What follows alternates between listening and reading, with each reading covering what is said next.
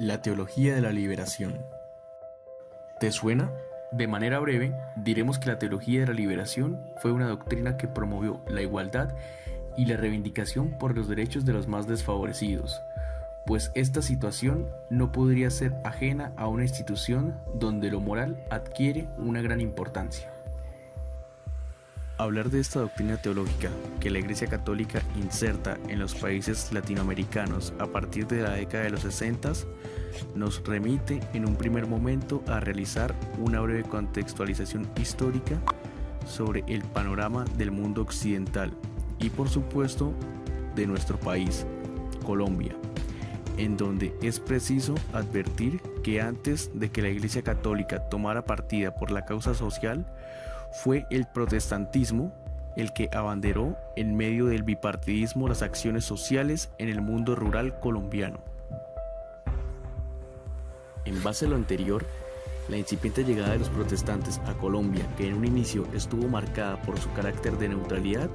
prontamente se transformó en un activismo social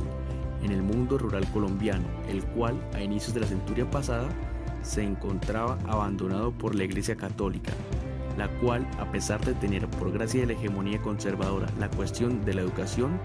su cometido lograba llegar solo a las urbes, dejando así a las zonas rurales sin el acceso a la educación. Claramente, la intromisión del protestantismo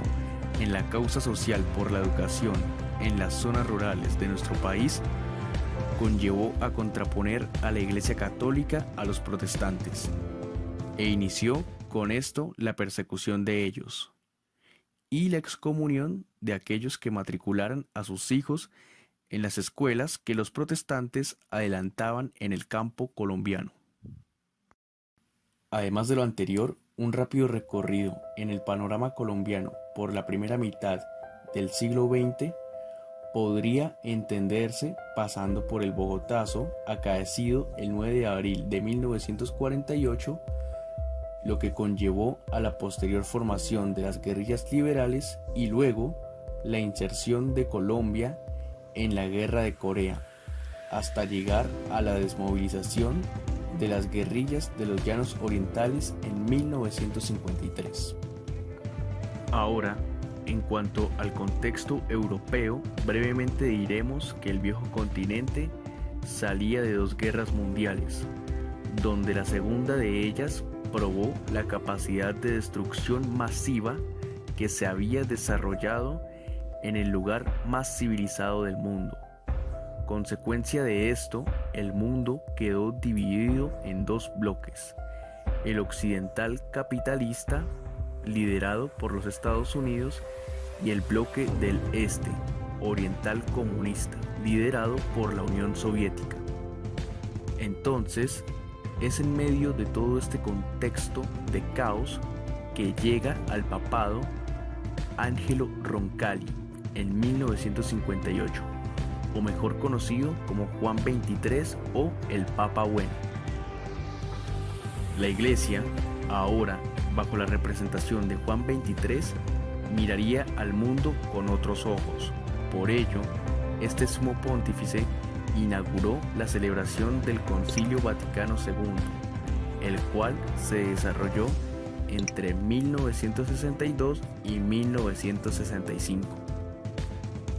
Este concilio tuvo 4 sesiones, pero Juan XXIII, quien falleció en el año de 1963, solo logró abrir el Concilio Vaticano II, el cual, dado a su magnitud, fue considerado también como uno de los hechos más relevantes del siglo pasado, pues en ese concilio convergieron diversas lenguas, etnias y por supuesto asistieron miembros de otras corrientes religiosas. Quien continuaría entonces con las otras 3 sesiones del Concilio Vaticano II fue el Papa Pablo VI. El propósito del Concilio Vaticano II fue, primero, establecer interrelaciones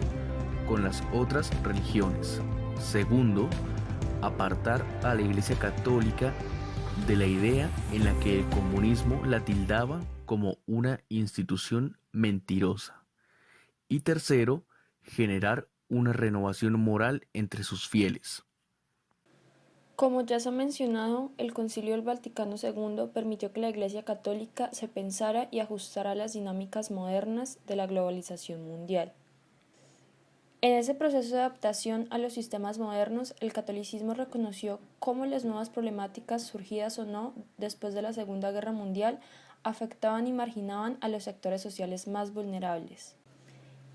Esa conciencia por los problemas sociales permitió un diálogo entre el catolicismo y la izquierda o con los sectores organizados que le apostaron a la reformación de los problemas estructurales. Esas propuestas surgidas de los diálogos entre la Iglesia Católica y la izquierda no se limitaron a la caridad, sino que buscaron una verdadera transformación en cuanto a la conciencia sociopolítica de las comunidades vulnerables y marginalizadas. Esa transformación se orientó por una capacitación política y científica. La identificación de esos problemas estructurales llevó a que la Iglesia Católica entendiera que el colonialismo, la injusticia y el subdesarrollo de Latinoamérica eran el gran problema social. En ese sentido, tomaron acción para cambiar esas condiciones.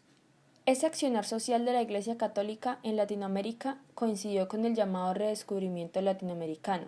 que surgió en los años 60, cuando Latinoamérica buscó encontrar sus propias respuestas frente a sus problemas sin apelar al eurocentrismo. Con el precedente de lo que significó el Concilio Vaticano II, la teología de la liberación se consolidó para mediados de la década de los 60 e inicios de la década de los 70, como una alternativa social a los problemas más recrudecidos de la sociedad latinoamericana. En este contexto, la teología de la liberación se constituyó en Colombia y una de las primeras y más fundamentales propuestas fue la de la formación de las comunidades eclesiales de base, las cuales representaron la cotidianidad y las luchas populares de los sectores sociales oprimidos, los campesinos, los obreros, los indígenas, los afrodescendientes, las mujeres, los jóvenes y los niños. Esa lucha popular se dinamizó con las estructuras eclesiales, como la parroquia y las diócesis, de modo que, en sus espacios religiosos se construyeron los procesos organizativos populares y se abrió el espectro de participación autónoma de las comunidades excluidas. En esos espacios se reflexionó en torno a la lectura de la Biblia, a la reflexión teológica, a la educación popular, a la salud alternativa, a los proyectos productivos, a las organizaciones sindicales y de mujeres. En ese sentido, resalta el caso de la diócesis de Barrancabermeja, en donde para finales de la década de los 60 se conformó la pastoral social. Allí se pusieron en marcha algunos proyectos comunitarios y populares, como es el caso de la Organización Femenina Popular, organización de mujeres que se funda en el año de 1972, como producto de reivindicaciones sociales de las comunidades eclesiales de base, que congregaron mujeres populares en aras de mejorar sus economías familiares y en esa medida mejorar sus condiciones de vulneración como mujeres violentadas. Esta organización de mujeres, orientada por las propuestas de la teología de la liberación, construyó espacios más políticos, es decir, buscaron resistir no solo a las adversidades de sus comunidades barriales, sino que también tomaron acción frente al recrudecimiento del conflicto armado en la ciudad de Barrancabermeja y ampliamente en el Magdalena Medio.